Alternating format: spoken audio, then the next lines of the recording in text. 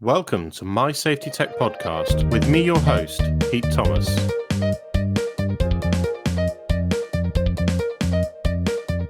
It's nice, isn't it? We'll do this really relaxed bit and then we'll go into the podcast and all of a sudden we're like, good morning, Jason. How are you? Yeah. Yeah, Jason, honestly, mate, thanks for joining me on My Safety Tech Podcast. And it's a pleasure to have you on the show. I've actually had a bit of a break from recording these podcast episodes because we've had loads of holidays. We've had to get these baby moon holidays in before we get really busy, before life changes for me. So, Yes. so it's been a little while between recordings, so I might be a bit rusty, but, you know, by all means, please introduce yourself and give me a little bit or tell us a little bit about your background.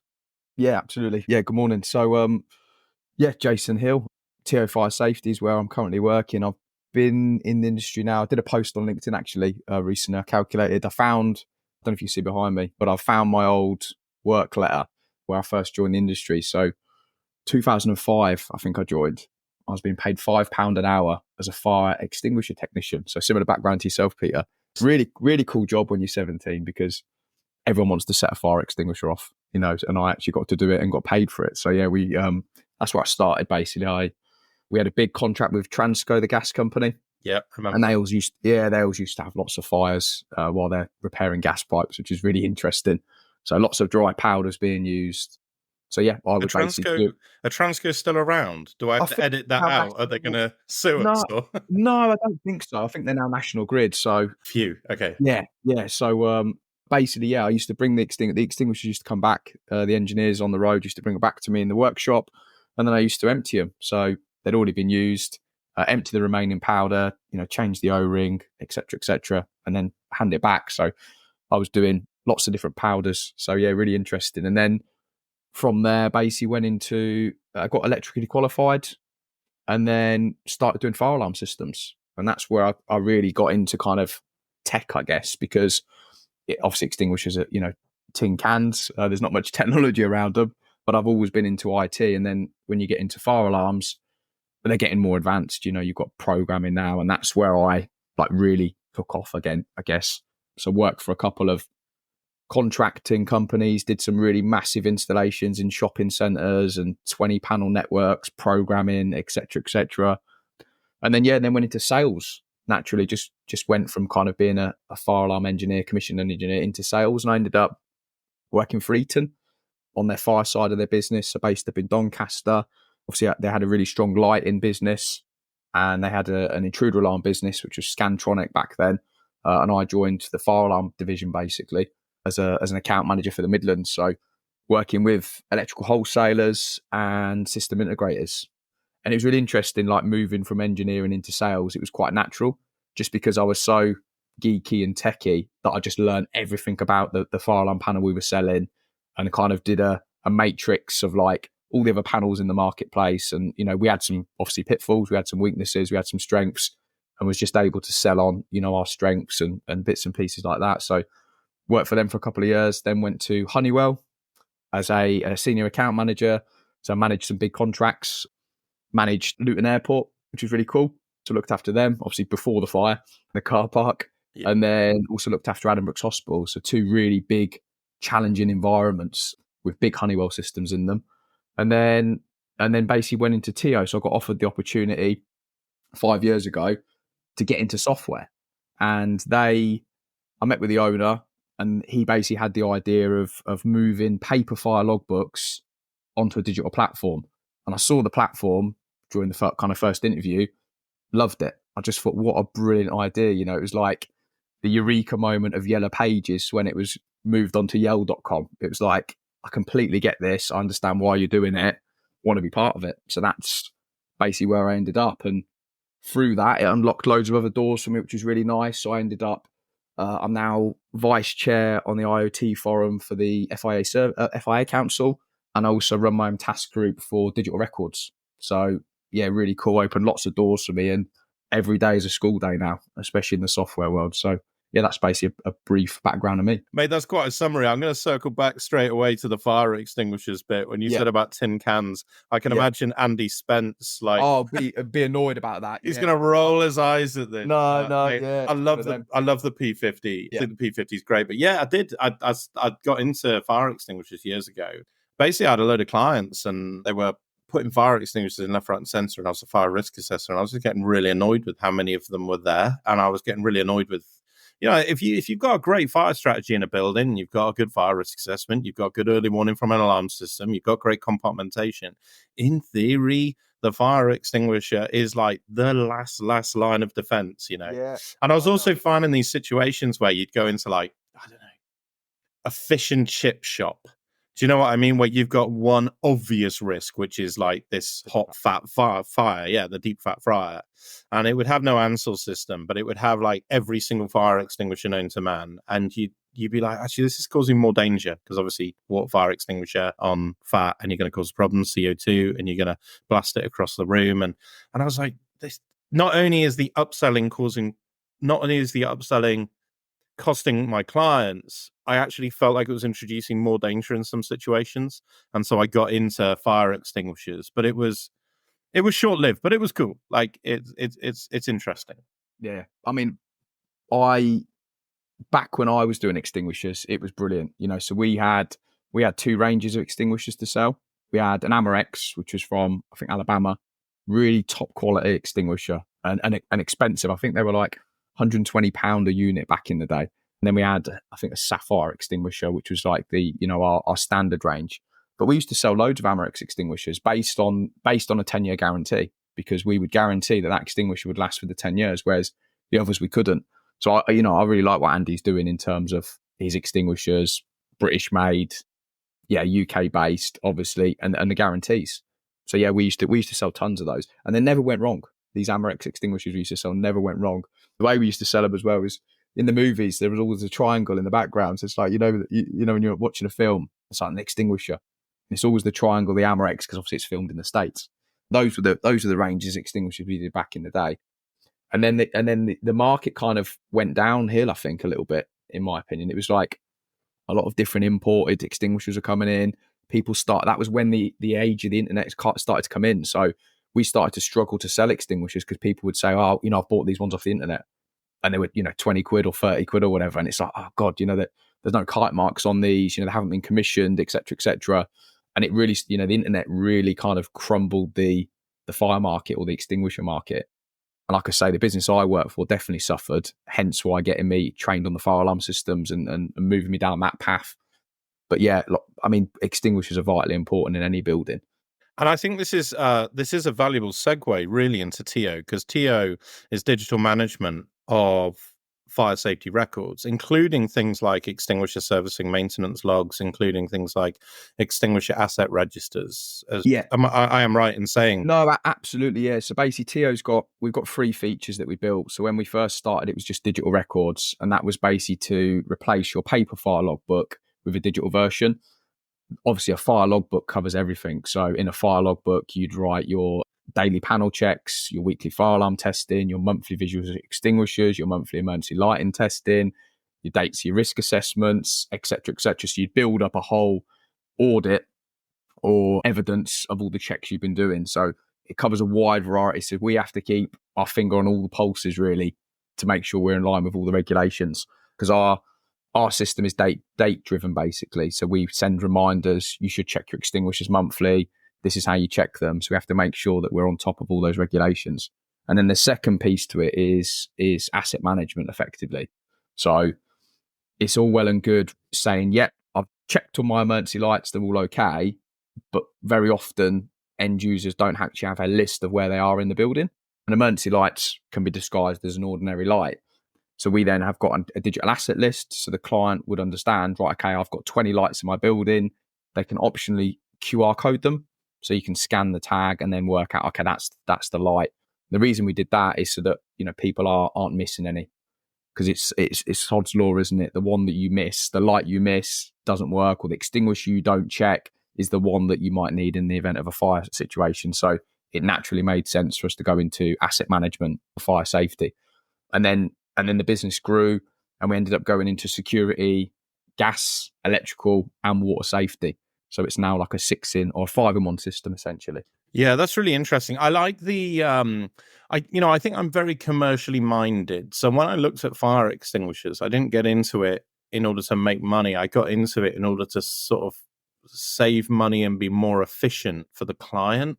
Yeah. And I think one of the ways that business owners can be more efficient is to actually understand what they've got in their buildings. And I know that sounds so simple, but there are so many buildings that I've been in when they don't know how many fire extinguishers they've even got. Yeah. And that's where, we talked about the P50, but that's where their service sort of goes beyond as well. It's not just, it's, they know how many assets they've got. They know how many assets they've put in the building because they track them. That's how they work out how much money you're going to save. Yeah. Whereas a lot of times with buildings, you'll have someone come in, and I don't want to sound like I'm down on the industry of fire extinguishers. No. Yeah. Like, I don't want to be down on that. There's a lot of really good people in that industry. There's a lot of hardworking people, but we've all heard the stories. Like, we've all heard stories about people that, shine and sign, and they'll just sell whatever you got in the van.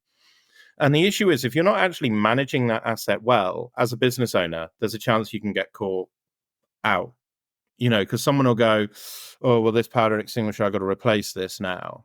And you'll go, hang on, I thought they replaced a load last year.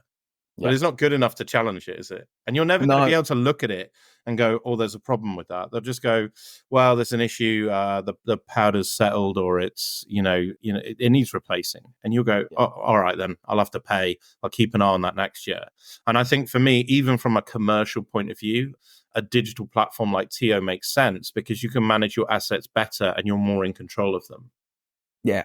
Really, really good point, Peter. So, yeah, from my experience, a lot of building owners don't know how many assets they have. So, and that can cost them. They might think, oh, well, this is a lot of effort to create the asset register, and I've got to pay a subscription to to TO or whatever to actually use this. But in my experience, because they don't know how many assets they have, they'll go out to tender. Let's say they've got, I don't know, 100 buildings, and all they'll say is, oh, Mr. Contractor, can you quote me for the service and maintenance for the fire alarm, extinguishers, emergency lights in these 100 buildings? The contractor's got no information. So it's like, oh, well, what size are they? Oh, well, that one's 1,000 square feet. That one's 2,000, base it on that. The contractor then turns up to site, and often there are more assets or even less assets per site, but they're all being charged the same amount of money. So quite often somebody, and usually the client, because obviously the contractor would try and protect themselves in terms of, right, let's make sure we're not undercutting ourselves and let's quote a price that means we can do the job properly. But quite often you pay, I don't know, arbitrary number, you pay £1,000 for that building, you'd also be paying £1,000 for the next building. But there's half as many assets in there. And then the other problem you have is they don't know the age of those assets. So it's like, one building, how do you budget for that? It's like, right, we've got X amount of budget to make sure the fire and life safety systems in our estate is up to scratch. But they don't know how many assets they've got. They don't know the ages of them. So how can they correctly budget for that? It's just impossible. You need the data to be able to make sure you've got the right, you're paying the right prices in terms of a fair price per asset, and that the asset ages, are being replaced when they need to be replaced, not too soon, not too late, and that you've got the correct budget in place for that. So I think it's really important that every building has an asset register.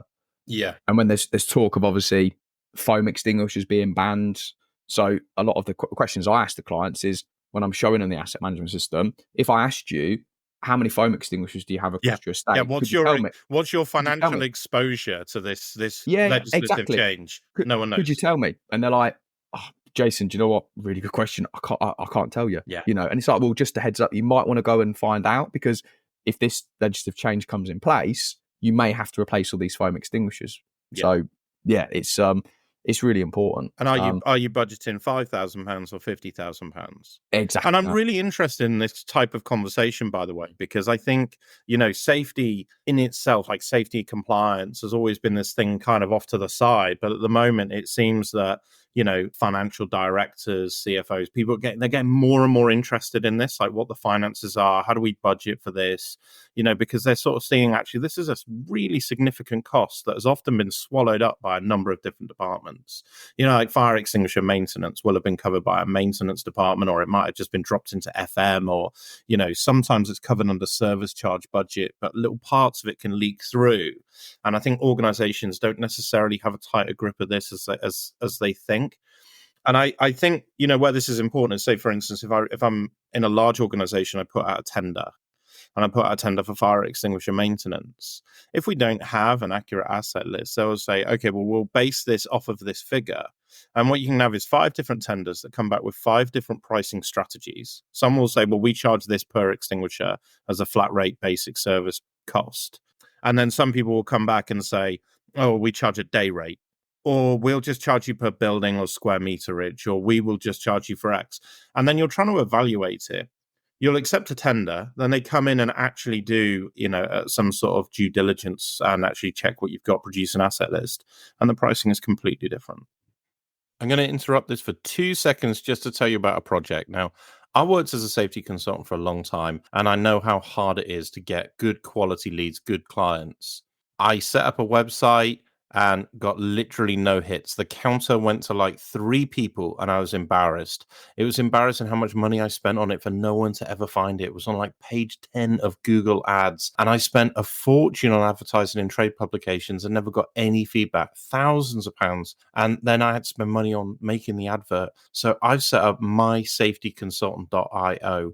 It's a place where you, the seller, can interact directly with your customer, and everyone's welcome. If you're a fire safety consultant, a fire extinguisher technician, fire door inspector, well-being specialist, or if you're a safety software company that sells software to business owners, you're welcome to advertise on mysafetyconsultant.io. So please give it a go. Thank you.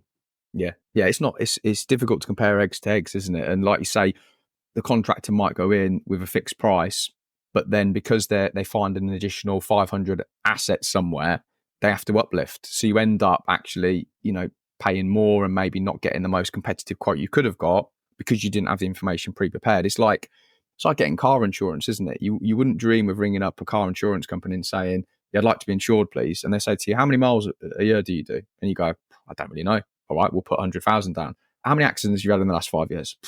Couldn't tell you. Right, okay, we'll put it down. Just like that, obviously you're going to get a worse price if you haven't got the relevant information there. So yeah. And I think this is one of the things that interests me in tech is about the scalability of tech. So for a lot of organizations, like if you're a consultant now, right, and you deal with organizations with 10 employees, you might have 1 office, 5 extinguishers. This ain't going to matter to you. Do you know what I mean? It might do, because actually it's a very easy way to manage something. It's very simple. It's very cheap. But if you're managing a supermarket chain, I worked in holiday parks years ago. And, holiday parks, I mean, you're not talking FTSE 100 company here, but you were talking 10,000 caravans. Okay, big whoop. But if you've got 10, I learned very quickly that if someone says, oh, you need a fire extinguisher sign that's Lumi Glow, so these need to be changed, and you go, okay, well, I'll replace that. I'll multiply that by 10,000. Plus day rate, call out charges, mileages, $5.99 a sign, £2.50 to glue it up. You're talking big money for something as simple as a tiny sign because of the scalability of it. And I think a lot of organizations, as organizations seem to be growing, there seems to be a lot of acquisition in the UK. So a lot of smaller organizations seem to be getting swallowed up into bigger. And this is where this scalability in tech is really important to me. Yeah, definitely. Another really good example is again, we're back to fire alarms, but tendering for fire alarms. I've seen a lot of tenders where the clients requested that an asset list is created. So we would calculate that out. We'd say, right, this building's this big. Yeah. Let's allow for 3 days to create an asset list. We'd go and create this asset list, okay, and the client wouldn't keep it. They wouldn't keep that data. So they'd ask for it to be produced, right? The tender would come back round in 3 years' time, and it would be exactly the same copy and paste. They basically threw away 3 years' worth of data, and they're paying again for the asset list to be produced. Whether that's because it's not on a digital platform, I don't know. But it's like, why would you keep on paying for something to be done like that? My God, yeah. The particular company I'm talking about is huge. 500 plus locations. That times 3 days. 1,500 days, man hours to produce these asset lists, and you just keep on doing it over and over. And the other thing that you end up paying for, and why some people are reluctant to, change contractor, is every time you change a fire alarm contract, you have to do what we call a special inspection. So you're meant to test everything basically to uncover if there's any issues.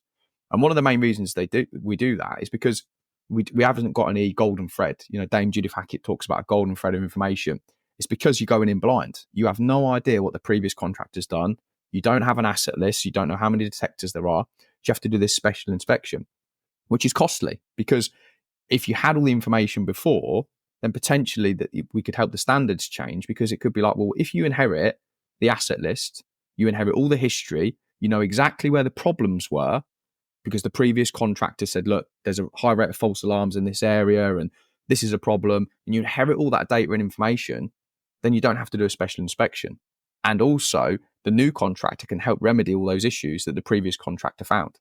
Yeah. And quite often, because that information isn't passed from contractor to contractor, or the building owner doesn't keep that data and they pass it from contractor to contractor, everyone is just starting a clean slate. And it's just, in my opinion, it's not the right way to work. You want to know, again, I always use cars as car examples, but if you buy a car with a full service history and you look through it and there's a problem with the exhaust, at least you're aware there's a problem with that before you buy it, and you can rectify and remedy that. But in the fire industry, we just don't value it. We just think, wow, we'll just start fresh every time. It's just not an efficient way to work, in my opinion. Yeah, it's really interesting. I think, when we look at large organizations, you'll have like hard FM providers, the facilities management providers externally appointed. And then, you'll do an awful lot of sort of due diligence and onboarding. But that demobilization process, in my experience, is often poorly handled. So they'll just be like, last one out, switch off the lights, and we'll just wait for the new one to come in. And like you say, but fire alarms are complicated, right? Because, particularly where you get, you've named some really large organizations in the introduction, like Luton Airport, their fire alarm system must be really complicated. And I'd hate to see the cause and effect matrix for a massive organization like that, in this huge infrastructure. And what you will have is you're likely to have in a very large organization isolations. Investigations have been conducted. There's an issue with the cause and effect. We've had to get a fire engineer involved, and we've had to pay their £3,000 a day rate in order to justify why this isolation can go forward, or why we're deviating from the cause and effect that's on the original fire strategy. You're nodding away here, so I know. But we've all dealt with this stuff if you work for a large organization, and then, like you say, something changes and all that information gets lost. Someone comes in and does a special service or special investigation. It sounds very American. Yeah, it does, yeah. And then they find this issue. And then for some reason, the clock starts again. Like, we've got this whole cycle of investigations and processes. And, I think you touched on a really great point that I've written down in front of me, golden thread. Particularly for HRBs, these high-rise buildings, these residential tall buildings, we've got to manage this data digitally. There has to be this digital management of fire data. So how much do you touch on with that, with the stuff that you do with FIA?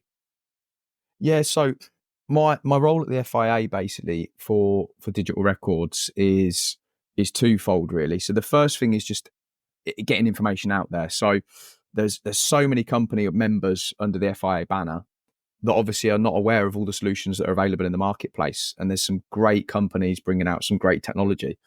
So one of my roles is basically to get as much information as we possibly can from all the different manufacturers, put that into a kind of a user-friendly table, and that'll be hopefully a new directory on the FIA website. So all of the members and non-members can go on the website, have a look, and look through all the technology that's becoming available. The other part of that is obviously influencing the standards. So as part of the Services Council, we look at the role of the engineers and try and basically change the standards to help improve fire safety, to help the engineer, et cetera, et cetera. So that's really interesting. And then the subset of that is then the IoT forum. So the way it works, you've got the different services councils, you've got these working groups which have got a particular task. So we've also got, it's not my task group, but there's another gentleman looking after cyber essentials or cyber security, because that's a big thing now, and a lot of companies are being held back from implementing these fantastic solutions in their buildings because of concerns on cyber attacks. If I put a smart connected fire alarm panel in my building that I can control remotely, is that, will that open me up to a cyber attack? Can someone come through my fire panel into my network and then, lock down all my computers and ransom me? So a lot of companies are struggling with that. Yep. So we're looking at that and how we can help, document, get the right approvals for the equipment to ensure that, the customers are confident if we put these products in your buildings that, you're safe. So it's a big role, lots to do. And obviously it's volunteer as well. So it's all often done in your own time. But yeah, it's really interesting to be part of it and, try and help, and raise the awareness.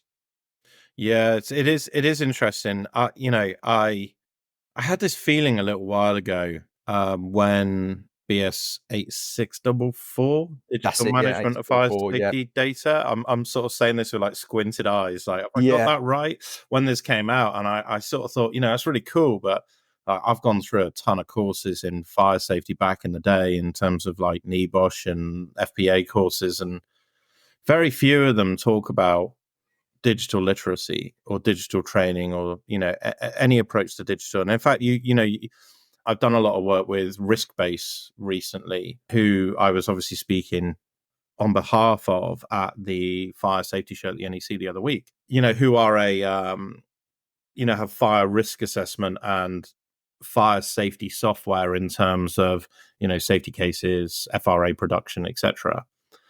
And when I speak to fire risk assessors, they tend to get excited that they're using new software for the first time. It's like before I was writing on a notepad and then typing it up in Word for my FRA. Do you sort of feel that we're moving too quickly, include in terms of digital management of documentation, or do you think there's this digital literacy piece that we need to do to bridge this gap? I don't think we're moving too quickly. I think we're moving too slowly, if I'm honest with you. I think there's so many companies that are still using paper records, and there's so many risks to using those paper records. It's time consuming. They can easily be lost. So I think we need to move faster. I think a lot. The problem is, I think especially in the fire industry, because there's this misconception, because it's a fire alarm system, it can't be connected to the internet. It shouldn't be, because people can dial in and evacuate the building, etc. But I think there's probably a skill gap now, in terms of a lot of the engineers that are working on systems. Some of the programming was done on DOS, for example. That's how you'd program cause and effect into some of these fire alarm panels. So I think the role of especially a fire alarm engineer is actually moving more away from an actual engineer, more into an IT person. So I think there's a gap there in kind of skill set. And I think you younger engineers who, were, born maybe in the late 80s, early 90s, computers were a big part of that. That was the kind of computer era. So they got brought along with that. I think the slightly older engineers, the older generation, didn't have that. So there is a skill gap there. And you can teach an old dog new tricks. There's the apps that are out there are aimed at all skill sets and try and make that journey easy. But I think we need to definitely move faster, because the technology is available now, and all buildings, in my opinion, should have digital records of whatever format. But we need to get more people aware of the tech that's available, how easy it is to use, and get those people trained on how to use that software properly. Yeah, absolutely. And the other thing I like about the golden thread is pulling all this data in. And I know this is something that we spoke about before, but I just want to make sure that we cover it on the podcast is, in terms of TO and APIs and integration, so that it is sort of, I don't want to use the word golden thread compliant, but I can't think of a better term. No, yeah, it's APIs are so important, and especially TO as a software company, you tend to find that people think there's one software package that's going to do everything. And that would be brilliant, And I'm sure maybe in 10, 20 years' time, there might be one software package that will do absolutely everything. But right now, that isn't the case. So, you've got to rely on APIs. You've got to rely on picking software that best suits your business. And then once that software is embedded, you can then API it. So you can link the software to talk to one another, because, when you look at the golden thread, it's meant to be from the building phase all the way to the management of 10 years down the line and all the service history. And, the risk assessment software, for example, That's at the start of the building once it's in operation. But that's one subset of data. Then you've got TO, which is obviously all the management, the service history, etc., etc. And that could be from the day the building started all the way through to the end of the life cycle of the building. But then you've got all the building materials and all the pre-building phase. So, there isn't yet a software package that's going to cover that full golden thread. But there are different softwares that specialize in different areas. And you shouldn't be scared to have 2 or 3 different software packages to get your golden thread, because the software companies will talk to one another. TO, for one, are definitely more than open to talking to everybody, because that just makes life easier. Once different software packages are talking to each other, it just makes that journey so much easier. Yeah, agreed. You mentioned about British standards, and it'd be remiss of me if I didn't ask this, because I had a conversation. I had the guys from Plumis on the water mist system, and we were having a conversation about British standards, and I was sort of saying that. So the fire safety industry is the most heavily reliant on British standards, I would say, in my opinion. Yeah. And the British standards you have to pay for. Mm. And I just find that very odd that in order for an organization to be compliant with the influential guidance, I say, they've got to pay for it. And they're just not going to. There are very few I've not worked for many organizations that got access to it that have paid for it as a license, because it's quite expensive, even if you get it as a bolt-on for some of the compliance guidance packages. The only place I ever got it for free was in a university, because they normally get it as part of their journal article access software. But as a fire risk assessor, there's some you come across these weird situations where you're like, oh, they're using a spiral staircase as an escape route, and I'm pretty sure there's a British standard for that, but I didn't download it because it was £300, so I just had to. What's your thoughts on that? I just don't know why they're not free. No, it's difficult, isn't it? I guess the British standards is a business like any other, so they have to make money, and it probably it costs a lot of money to produce these standards. I think if you're just single disciplined, so if you're just looking after the fire alarm system, to pay £300 for a standard, I don't think's out of the question. But your great example there, like a risk assessor, are they supposed to download, BS 5266 for emergency lights, 5308 for the extinguishers, or 9? Like, it's going to cost them thousands of pounds. So maybe they need to look at something for companies that are multidisciplined, and be able to do a reduced cost or something along those lines, because it's not fair that you would have to pay for each individual standard. I mean, why? Here's a thought. Everything is going subscription based now. Why am I paying a one-off cost for a standard? Why couldn't the British standards do a subscription? A low level cost, like a Netflix model, and you pay, I don't know, £9.99 a month for access to all the standards. That would be much better, surely, because everyone's aware that people download a copy of the standards and share it, and they shouldn't.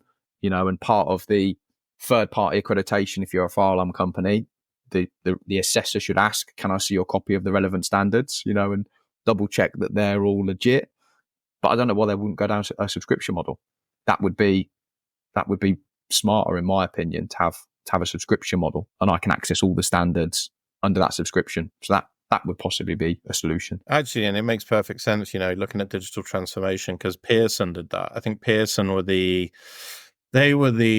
publisher that published university books. So like if you went to university, you had to go and buy your books on the first day, like £38. Yes, and they were the first ones that charged a subscription-based model, so you could subscribe and get them all online. And it's that, of course, like the benefit is they're constantly updated, so you always have access to the latest version, so you're not working off an old version.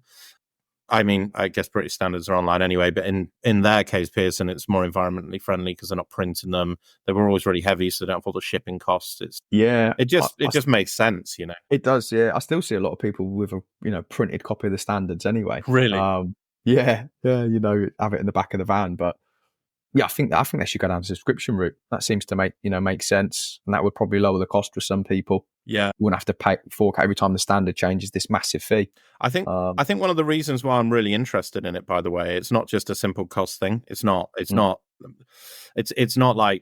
well, I got to download this standard, it's going to cost me £300. It's not that. It's just how do we integrate the current model into fire safety and tech? Yeah. And what I mean by that is, In health and safety, we've got some incredible AI systems out there, like Intuity. I'll do a plug for the company that I now Yeah. work for, because I think it's great. It's an AI risk assessment system. And the AI has been trained over a period of like 8 years. It's taken them a long time to train this AI model, and it's not like open AI. It's not like a chat GPT or anything. They built this model from scratch over a very long time. It's very clever. But if you look at the same for fire safety, well, you couldn't do that with the British standards. You couldn't take the British standards and dump them into an AI system and actually train it. So as a fire industry, I feel slightly like we're there's a potential that we're falling behind because of licensing and because of the way our industry in terms of fire is structured. I don't know. I'm putting out there. Like, you don't have to agree with me, by the way. And if I'm saying anything that's going to get you in trouble with the FIA, then no, it's all interesting stuff. I mean, yeah, one of my previous roles was kind of technical support for a company, and like you say, luckily you got PDFs and Control and F. But I think the other issue is, especially with some of the standards, they don't talk to each other. So actually, that's probably a pretty good idea to have everything in one place, all connected, because you would find that there are sometimes conflicting messages in standards. Oh my God, not just sometimes, all the time. Yeah, so yeah. that it makes total sense to have that into one platform, because then you could type, or ask it, what's the rule on this? And actually it could bring up 3 different standards, all with different measurements or different tolerances or whatever it might be. And it might help us as streamline. Because I do think the standards are complicated, so the fire alarm standards, particularly they're so ambiguous, because when you're designing a fire alarm system, what's supposed to happen is, or what I'm told, is the risk assessor would look at the system and recommend a category. That never happens, because obviously the risk assessor doesn't want to, potentially put the wrong category in. So then the category is then designed, but then it comes to the designer and they're like, well, what category do I do? Because I haven't got it on the risk assessment. So you've got these 5 or 6 different categories of fire alarm system. Someone then decides, oh, well, do you know what? This building isn't that high risk. Let's put an L4 in, just cover the escape routes. And it's a really weird way of doing things. So apparently in France, the standards there's a table. So you would go, right, this building is a school, and it's a primary school, and this is how many pupils there are. And based on that, that's the fire alarm you put in, and that's the spec of the thing. Yeah. If you look at the UK, if you go to all the primary schools in the UK, I guarantee you every single one of those has got a different category of fire alarm system in, a different type of extinguisher, a different number. They're all completely different, because it's all based on people. Yeah. So why wouldn't you use AI or, to have a common thing? Because it must be so much easier being a fire alarm engineer in France, because if you go into a primary school with 1,000 pupils, you know exactly what you're supposed to be walking into. Yeah, It's meant to be this standard of fire alarm, this minute, whereas here it's just a free for all, and that doesn't help anyone, So I think the standards, if we were to change them and it was the perfect thing, I would have the fire alarm standards at very least list all the building types, number of occupants. This is the category of fire alarm you should put in. So I could walk into any risk assessor, could walk into any building in the UK and go, this is okay, it's 10 stories. This is the spec that should be in there, and there's no grey areas. Then it makes it so much simpler. Yeah, it's cool, isn't it? I was speaking to someone the other day. Actually, someone approached me at the NEC, and it was a fire engineer, and he's from overseas, and so he's come to the UK to work, and he's obviously qualified in the UK, but just finds it very odd coming from another country. And he said, let me ask you a question. He said, when we look at a building and we say, well, this building is compliant with the standards that it was built to at the time it was constructed. He said, if you went to the doctor and said, can I have this latest treatment? They were like, no, you were born in 1969, so we treat you by the standards of the day. Yeah. It'd be terrible, I was like, oh my God, that's hilarious. It's like, we know better now. Why are we still treating buildings like they were back then? If it's economically viable, then we should be doing, trying to bring them up to today's standards, not going, well, it was okay at the time. Absolutely. Yeah, absolutely. No, that's really interesting. Where do you? I mean, I'm really excited for AI in fire safety. Is that something that you've sort of given much thought to? Or AI is almost a dirty word now, isn't it? It's almost Mm. overused. It's everywhere. But is that something that you've given much thought to?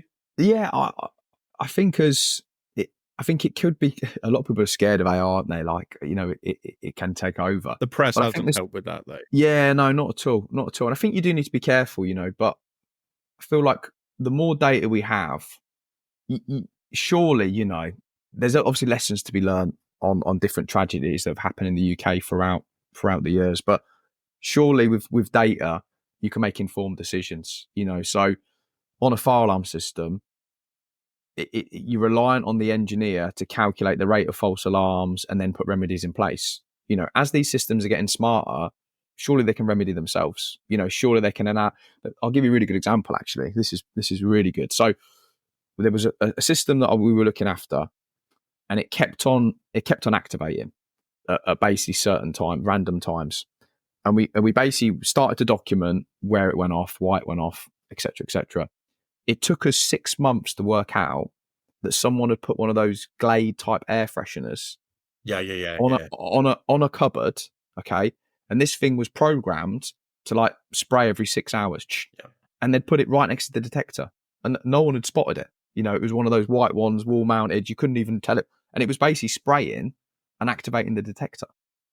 But it was like it took so long to work that out because it was a manual process. Things like AI could probably solve that straight away.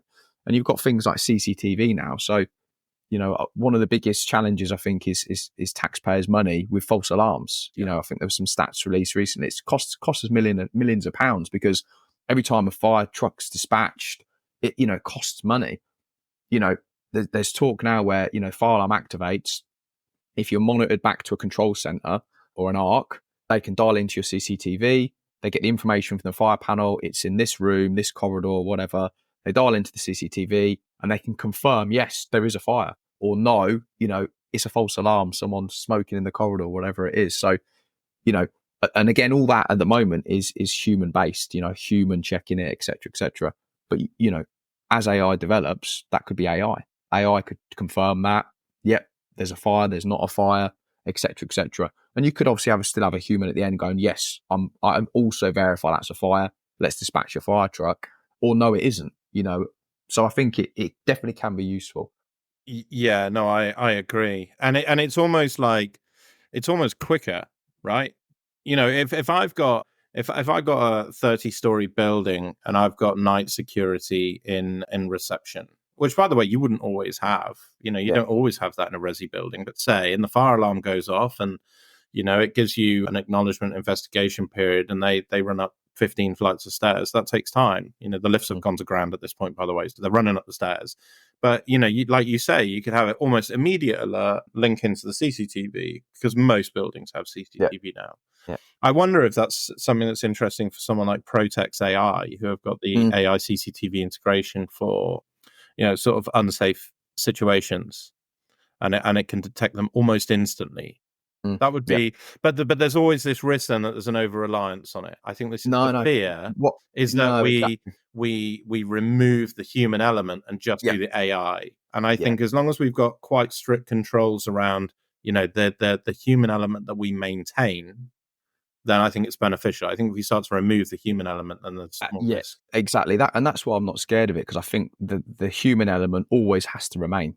You're just using it as a crutch or a helping hand Yeah, to an speed additional speed tool. the process up. Yeah, and a really good segue. So one of the other things that I think is a huge challenge that isn't talked about often enough is the end user responsibilities. So there's so much emphasis now in industry on the service engineer and the competence of the engineer and but no one talks about the end user. So everyone on the call, everyone on listening to the podcast, if you're in the fire industry, you'll go into a hotel, for example, and the first thing you'll do is you'll look at the fire alarm, you'll look at the fire doors, and I see it all over LinkedIn all the time.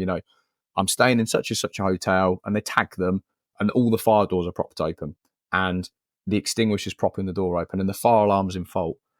You know, Again, you could use AI if you've got CCTV. A CCTV camera can tell you, using AI if a door's open or not, and if it's a fire door. And some of the clips I've seen of fire doors actually in use, and there's been a fire in a corridor and the door's properly maintained, properly installed and closed, and the amount of damage that prevents, that the particular image I saw was like, if your door was open, there would have been a fatality without a shadow of a doubt. Well, because the door was properly closed, it compartmentalized it. The fire didn't spread any further. It was put out. And one of the problems I think in the industry at the moment is we rely so much on the engineers to do their checks, but they're only in the buildings every 6 months, or the risk assessor's only there every 12 months. The really important part for me actually is all the end user checks. And that's obviously where, TO comes in. But you get your fire doors serviced, right? Everything's okay. And then and you get all your extinguishers serviced. And then somebody, props a door open with an extinguisher. So that's double risk now. Not only are you've got that fire door open, so if there's a fire, it's going to spread through. And you might think, look, that's harmless. It's harmless. Well, actually, holding that door open like that is damaging the door closer. So at some point, the door now, if you're propping it open, is potentially going to become ajar. So now you've damaged the door. So you've now got to have that repaired. The extinguisher, obviously, is sat there, could topple over. Pin bends, pressure releases, whatever, or it falls on someone's foot. That's why they're meant to be wall mounted. Yeah. Panels beeping, go and get that panel looked at. If you're doing a daily check on your panel, there shouldn't be a panel with orange lights everywhere all over it. Yeah. And I think we can use AI and we should be using tech, and there should be more emphasis on those end user checks. Yeah. Because those people are in the buildings every single day. And if there's anyone that's going to help prevent a fire, it's those individuals, not the service engineer. The service engineer can do the best possible job and then they're gone for 6 months. Yeah. So I think it's really important that the end user does their part. And equally, there is a skill gap in that, because a lot of the individuals that we speak to have other jobs to do. They're the warehouse manager, they're the office manager, they're the property manager. They've got so many other responsibilities, and it's just lumbered on them. Oh, okay, well, you're also responsible for the fire safety in this building now. And that's a huge responsibility. There was a great post on LinkedIn the other day where someone was talking about fire safety responsibilities, and should that be, a job title? Should there be a qualification for it? Should it come with a pay rise? And I was like, yes. It should do. If you're responsible for fire safety in a building, that shouldn't be, here's your fire warden jacket and away you go, and we'll put you on a fire warden course. It should be much more than that, because it's a big job. It's a big job. Yeah, no, you're absolutely right, Jason. I think, as if you're a director of an organization, and you allocate this responsibility to undertake, say, fire safety checks, you've got to check that they're completed properly. You've got to check that there's adequate supervision in place to make sure that they're undertaken properly. And, I liken this to like kitchen safety. You used to do the daily kitchen checks, and you'd look through that daily kitchen checklist, right? All the ticks are the same with the same pen and the same line. Now, I know that sounds silly, but if I was going to do an audit, I'd be like, someone's just ticked all of those at the end of the day, and these were supposed to be completed at different times by different people. Yeah. Throughout the day, and they would have to be taken to their station and ticked. So they'd probably use a different pen, for example. Yeah. So you can see, and you must have seen the same with like fire extinguisher checks. So we do our monthly fire extinguisher checks, and someone's got tick box with 30 different tick boxes. All the ticks are in the same place at the same time, and it's like there's no control, and there's no evidence being escalated to say that they've actually walked around and checked those. And then I see this all the time, and they go, yeah, but they do like walk rounds, and they'll check them as they go. So if they notice any problems, so the check is not proactive now; it's almost by omission. It's like, well, we just walk around and check it, and then we'll tick the paperwork later. Well, if you've got a QR code and you're expecting someone to scan something, it's been checked as an organization. Without that, you can't rely on the information that's come back to you. And I don't want to overhype something. Like, we're not doing a fire extinguisher service, but how many times do you go around a building and you see an organization that's got fire extinguisher checks in place internally? They'll do monthly checks, and there's missing pins, there's missing tags, the fire extinguisher has been used to prop a door, the signage is missing, they're in the wrong place. And, these are now the same organizations that now have to do annual flat entrance door checks under the Fire Safety England regulations. They have to do the quarterly communal door checks, and it's the same person. And they'll say, yeah, I've done it. I've just looked at, I'm finding all these missing things just on a walk around of a building. That says that there's, and then, I don't know, I don't want to go on, but as an auditor then, they'll go, oh yeah, we'll get that done. No. If that's missing, it says there's a problem with the process, and your process is wrong, or your training is wrong, or your supervision is wrong, or the training is wrong. Like something bigger is wrong. It's not just the fact that I've noticed this missing tag now. Yeah. I know it sounds and silly, but no, it does. And the thing is, I think a lot of companies think, well, that's going to take me time and cost me money, and yes, it will, of course, but it'll also save you money if you think about it logically, right? If you're properly checking your doors, okay, and it's slightly ajar and it's catching on the frame, get that repaired. If you've spotted that check, get that repair done, or if a couple of screws are missing out the hinge, get that repaired, because fire doors are expensive. If you leave that problem to elongate, eventually the door's going to be completely knackered. So you're going to have to replace the whole door, the whole framework. Same with an extinguisher. You might think, oh, there's no harm in propping a door against it. Yeah, that's fine, but that extinguisher might have cost you £100. If that extinguisher now is knocked over and damaged, you're going to have to replace it. So, doing a visual check of the extinguishers and putting them on the wall is saving you money. Yes, it costs a bit of time, but in doing so, you're saving money. Not only that, you're making the building safer, because all the doors are properly closed where the fire doors are. All the extinguishers are in the right places. They're all full. What's the point of having fire warden training to show someone how to correctly use an extinguisher, to then the fire warden, then there's a small fire, right, they're ready to go. They've been trained. They've got the high-vis on. It's a small fire. They can tackle it. They grab the extinguisher. It's empty. Yeah. Or the pin's broke, or it's not in the right place. It's not there. The extinguisher's gone. Yeah. And no one's done their monthly visual.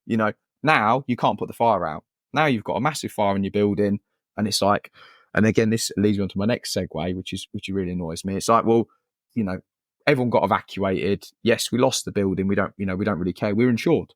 It's one of the common things we hear. I'm insured. There was an article written about the number of businesses that basically don't survive, because if you lose your building, yes, you're insured. But how long is it going to take for the insurance to pay you out? 6 months, 12 months? By then, where does your customer base go? If you're a coffee shop or a suit hire company, are your customers going to loyally, patiently wait for you to reopen and produce coffee again and suits or whatever you're doing? Or are they going to go to your competitor? Yep. And then you've lost your customer base. So there were some stats. I can't remember which article it was now, but it was brilliant. And I'm sure it was something like 90% of businesses that have a fire never reopen. Basically, the profit and loss doesn't make sense. So they end up going bust. Really? Yeah. I'll send the article across to you. It's, I need to find it, but we did a newsletter recently with it, and it was so high. And this was done, I'm sure it was like Health and Safety England. It was stats from 2021. And I'm sure it was something like 90% of businesses never recover from their first fire. That's really interesting. And you said, we talked a lot about extinguishers, but obviously we're only using that as an example of one element of what TO can do.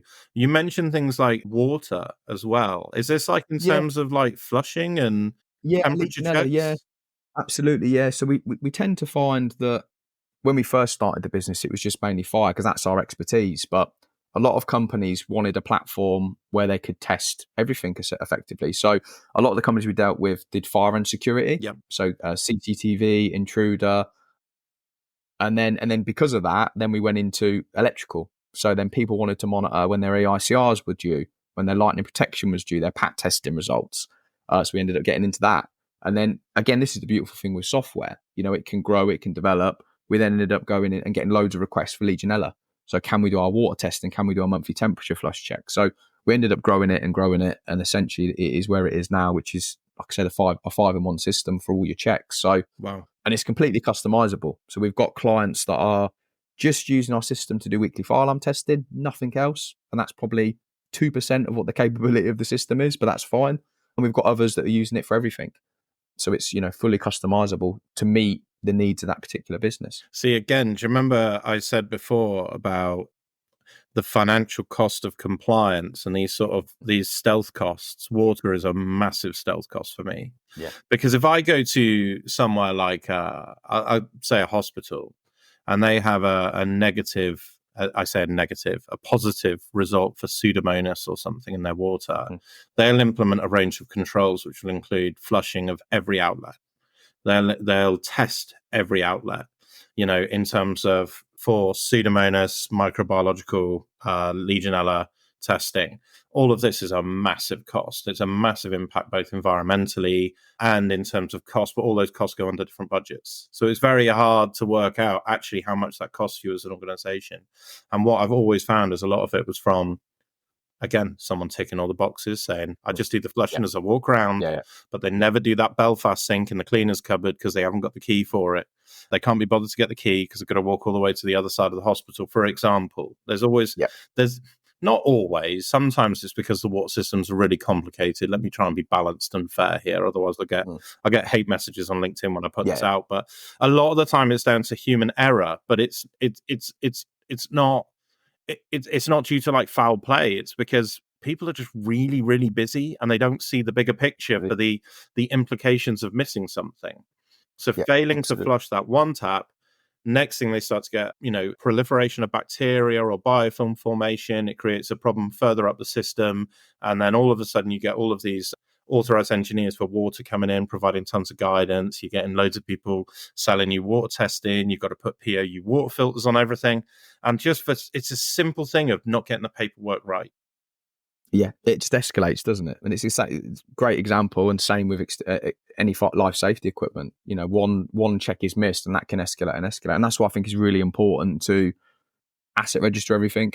And there's lots of different systems and platforms that are available for that, and start to use AI. Because these platforms can tell you, and have notifications. Because, like I said, people are busy. So to have a notification to say this tap hasn't been flushed, or this extinguisher hasn't been checked, or whatever it is really useful. Yeah. And the only way you're going to get notifications, you're not going to get that from a paper file logbook, or a clipboard. You're only going to get that kind of intuitive learning and notifications if you adopt technology. Yeah. No, you're right. And that's what they're there for. In my opinion, the technology is there as a safety net. You're still reliant on humans to do the checks, absolutely. And there are clever devices now. I'm sure someone will develop a plug-in IoT device that plugs into the tap that measures the temperature and drops it up to the cloud, etc., etc. Let's talk about that. We're done. And that's what fire panels do. But for now, that's your safety net. Yeah. And if you're running a business and you want a safety net, then adopting a digital system to give you the reminders is exactly what you need, for that peace of mind. Let's talk about IoT. I was going to get onto it. So Internet of Things, because I know this is what you do with FIA. But just quickly, do you know Jack Bernard, 913? I don't. I need to link you into him. He runs a company called 913, and he's an IoT guy, but he's an ex-fire head of fire safety for healthcare. Right. Or is it housing? It might be housing. And his episode actually comes out on Monday. So his podcast episode. So it'll be cool I need to link you guys up so you can have a conversation. Yes. No, absolutely. He's really great on this. But tell me about IoT and your thoughts. I think it's going to be huge. Yeah, I do as well. So it's interesting actually because TO is obviously an anagram of IoT. Yeah. So everyone says what's TO stand for? It's Spanish for uncle, which I don't think we meant for, but obviously it's an anagram of IoT. So I think it's going to be huge because that exact example, it's all well and good having someone manually do a check, but to have confirmation of that check, that's where IoT comes into play. So, there are fire panels out there in the market now that are IoT connected. So what will happen is, for example, you'll do a fire alarm test, you'll test a certain call point. A lot of people test the same call point each week. That then goes up to the cloud, verifies, you tested that call point, but then also can tell you, well, you've tested that call point 6 times these last 6 weeks. You need to test this next call point. So there's all clever bits and pieces like that going on. So I think it's going to be absolutely massive. And what it does is just speed everything up. Yeah. It speeds everything up. It gives the verification that you've done the correct testing. And with that, you can start to get data and analytics. As panels are connected, a lot of these buildings you go in and the panels are lit up like Christmas trees. They're not connected, they're literally standalone. So the only person that can report that is the duty manager on site or whoever it might be that needs to report those issues. Having these life safety pieces of equipment cloud connected enables better notifications. Again, it's another safety net, right? This will go up to head office. We know that we've got 100 sites, 2 of those fire panels are in fault, and they're doing the same thing with doors. So we're talking with manufacturers of hold open devices on doors now, and they can detect whether the door's open or closed. So they can tell you in your building, actually, 2 of your doors have been propped open. So it's like, what a fantastic innovation, So IoT is going to be huge for fire safety. Yeah. In terms of that safety net. My mind is already whirring because, you check the alarm system, you need to check that the hold open devices have released in order to check the doors have closed. Well, IoT could automatically do that and then tell you if there's a problem. And of course, again, you need a manual check every so often. But the point is that I know so many people that will test the fire alarm system, but they're not going to run up 14 flights of stairs or something to go and check all the hold open devices in every corridor. We just don't have the resources to do it. It's not practical. And then they'll find a defect on it, but they'll find it in 6 years' time, and then it'll be out of a defect liability period, and then it's harder to go back to the manufacturer and say it's a problem because we've never checked it. So there are really sound commercial reasons to do this, in both financially as well as safety. Absolutely.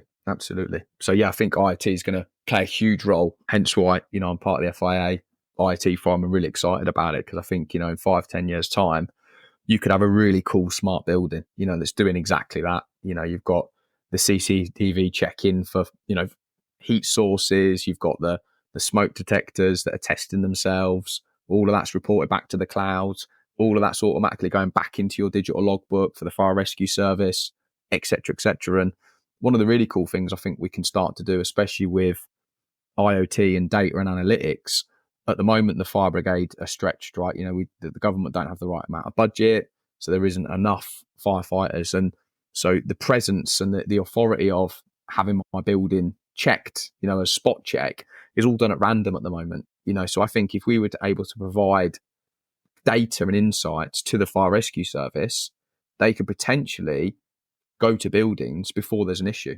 Because the data would be telling them these buildings in your catchment area are high risk. They've got the highest number of problems, etc., etc.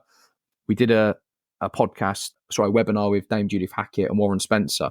Obviously, Warren Spencer is the number one, isn't he? Lawyer, for fire safety. He's prosecuted the most amount of risk assessors. He's also defended the most amount of risk assessors. He works closely with the local authority, the fire brigade. And really interesting, his stats showed that the fines that were being issued and the imprisonments were being issued by the fire rescue service were actually before the fire occurred. So they were doing a really good job, even though it was a bit of a scattergun approach. And it was basically from kind of tip-offs, so that members of the public or would call in and basically say, look, I'm a bit concerned about this building. They would visit that building, seal the issues with the compliance, fire doors propped open, fire alarm not serviced for the last 6 years, whatever it might be, and we're able to prosecute and fine the individuals responsible before a tragedy occurred. And that's lucky because, again, it's human intervention. It's someone calling, a whistleblower, if you want to call them that, calling, and then we're preventing that tragedy. But IoT and data and analytics plays a massive role in that, because there are still hundreds, thousands of buildings that are probably death traps. The fire brigade are not aware of them. No one's called up to say there's an issue. They're just fires waiting to happen. And I think with IoT devices and data, we can get smarter and we can actually send the fire brigade out before there's a fire to do these kind of checks and audits and say, look, we're issuing a summons. You've got to fix this. No, you're absolutely right. Particularly with the HRB register now, residents are so much more aware of fire safety issues now, and they're so much more concerned. And the HRB register has made it very, very easy to contact the principal accountable person and contact the building safety regulator and whichever local authority area, so LFB or whatever. And they are inundated with calls from members of the public. I know that myself. One of the other things I think, again, that IoT and data analytics helps with is insurance companies, because I think insurance companies have got a massive part to play in fire safety, Yes, you're right. and they're not, and they're not aware of it. So we need better enforcement, and that comes from the fire brigade, and it also comes from the insurance companies. So, and I always use this example because I think it's great, and I'll go back to car insurance. If you're driving around with a car that's got bald tires, hasn't had its MOT, etc., you're speeding everywhere, you're higher risk than anyone else. So rightfully so, you pay more insurance than everyone else. Yeah. You've had the number of accidents. It doesn't work like that in building safety, in building insurance. It's like you could have two identical buildings on the same street, pretty much paying almost exactly the same in terms of insurance. One business might have everything in place. They could have all the IoT connected devices, digital record keeping, properly trained staff, fire warden training. They're doing all the things they should be doing, right? Their building is, as whistle clean as possible. The building next door to them couldn't care less. They haven't had their fire alarm serviced for 3 years. All the fire doors are propped open. They haven't got any extinguishers. They're all empty, whatever it is. They're paying the same. The insurance companies don't look at that, and why should they pay the same? The person or the company that is doing their due diligence, implementing the right solutions to make sure their building is as safe as possible, they should be rewarded for that. Yeah. They should be, you're doing brilliant. You've got all these data. We can see that all your checks are being done. You should pay less insurance, and that's because they're less risk to the insurer. The companies that are not doing the right thing, have got loads of red flags everywhere, loads of issues that they still haven't resolved, that they're sitting on, their insurance should either be cancelled because they're high risk to that particular insurance company, or they should be paying a premium because they're more likely to have a fire. So again, I think a data and analytics and IoT plays a massive part in insurance. And we can help. We can reward the people that are doing it right, and the people who are not doing it right, they should fairly pay more than everybody else. And it's interesting, if you do like a horizon scanning exercise, you can see that coming because insurers are very data driven. It's just that they didn't have access to the fire safety data to the buildings before. Right. But I think now they do, and increasingly they will do as this digital transformation continues to be implemented. Absolutely. Fire safety defects, in my experience, tend to be managed slightly in silo in terms of, fire doors could be dealt with by a maintenance team. Fire door inspections could be dealt with by a residence team. Fire alarm systems could be dealt with by an FM team or a TSM. They tend to come out of different budgets, and they tend to be dealt with by different people. And if you have a building with two defects, sometimes people go, well, I've got this defect on this building in terms of fire safety and this defect. That means there's two defects. Well, it's not. In effect, the way it was explained to me is actually it's 4 defects because it multiplies in terms of the level of risk. So if you've got a fault with the fire alarm system and poor compartmentation from fire doors, you've now got a far greater risk than the sum of the two. If that makes sense. No, that makes complete sense. And because they're dealt with in silo, I think again, this idea of tech can really start to bring this visual element to the defects of a large organization in terms of, I was thinking about it in terms of like a heat map. It's like, right, this building's now got 3 defects. This is now serious. Whereas sometimes when you look at your fire safety defects for a building on a, standard Excel or a standard system, it'll just be like, well, you've got 50 defects.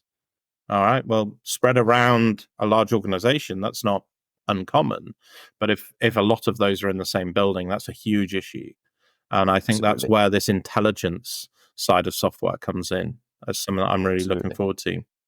Yeah, a map would be a great idea. A map of the building. Like you say, if you've got a defect on a smoke alarm in a corridor, but you've also got a defect with a fire door in that same corridor, then that doubles your risk, surely. And then it also, if the extinguisher in that corridor is also missing, triples it. So, to have an AI bit of software or something that would highlight that, because you're right, ordinarily that's just 3 defects. Yeah.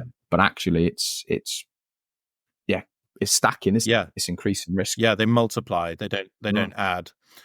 Jason, I've really enjoyed this conversation. We've talked a little bit about TO, not too much. I hope people don't feel like they've been bombarded. But we've No, talked about hopefully not. this amazing software system that your engineers can access and people can access. You can use online, offline. It stores all the data, and it's really simple and easy to use. It must be really quite expensive, right? No, I wish it was.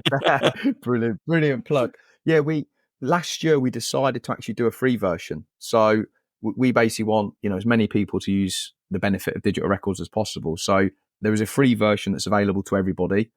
It's not time driven, so it's not one of those. It's free for 6 months. You get 50 entries, 50 assets of your choice, and 50 visitors. So yeah, typically, if you're just doing weekly tests in our system, that would last you almost an entire year. And then the next step up from that is £50 a building per year. So, or $4.99 a month. $4.99 a month yeah, it's per building. Relatively cheap. Yeah, relatively cheap. So yeah, hopefully a price point that's reasonable. And that's for like an unlimited number of records for less than a pint. Yes. Wow. Yep. So yeah, less than a pint, unlimited. Yeah, logbook entries, 250 assets, and a gigabyte of data. So yeah, for less than a pint. Yeah, I love it. Let me ask you one question actually before you go. The founder of the company, did they have a fire safety background, or did they just look in at the industry and go, do you know what, I reckon I can do this a little bit better? Yeah, so I'm sure he's always. I'm sure he won't mind me mentioning it, but yeah. So the founder basically is Bill Rossiter. He's been in the industry a long time. He was actually the founder of No Crime Products Detector Testers. So the company that tests all your smoke alarms, the red poles, so everyone will know them. Yeah, essentially he's got a couple of properties, and he would get frustrated with the record keeping. So the logbook would constantly get lost in his building. And then the engineer wouldn't know which detectors to test, using his device. So he just got really frustrated with record keeping and just thought, I just want to, have this all online. So that's why it came out of frustration for a couple of his own buildings losing records. So again, a fantastic idea, but obviously he's a great innovator, so he made TO, obviously the smoke pole system, which is fantastic. So yeah, that's where it came from. Nice. And how, if someone's listening to this and they want to use TO, what's the best way to get in touch with you? If you just go on the website, so www.tofiresafety.com, there's loads of information on there. We've also just launched some free courses as well. So on top of fire warden training, there's courses on how to manage fire alarm systems, and that will teach, it's an online training. It's all CPD approved by the FIA. That will teach you how to manage your fire alarm system, so how to do a daily check.